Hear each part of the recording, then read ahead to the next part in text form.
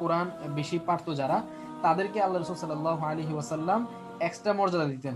অন্যান্য সাহাবীদের মধ্যে যিনি কোরআন বেশি পড়তে পারেন তাকে হচ্ছে একটু বেশি পরিমাণে তিনি মর্যাদা দিতেন।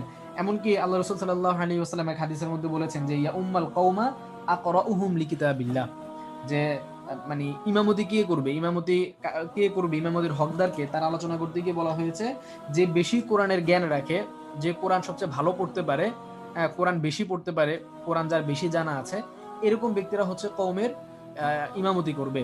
নানান ক্ষেত্রে দেখা গিয়েছে আল্লাহ রাসূল সাল্লাল্লাহু আলাইহি ওয়াসাল্লাম কার কোরআন বেশি মুখস্থ তাকে হচ্ছে কোনো একটা কাজে প্রাধান্য দিয়েছেন। হ্যাঁ, এছাড়াও হাদিসের মধ্যে এসেছে যে যারা কোরআন বেশি পরিমাণে তেলাওয়াত করে, কোরআন যারা হিফজ করে, এরা কিয়ামতের ময়দানে মাল মাল মালাইকাতিল কিরামিল বারারা, তারা হচ্ছে যে সম্মানিত এবং পুত পবিত্র ফেরেশতাদের সঙ্গে থাকবে।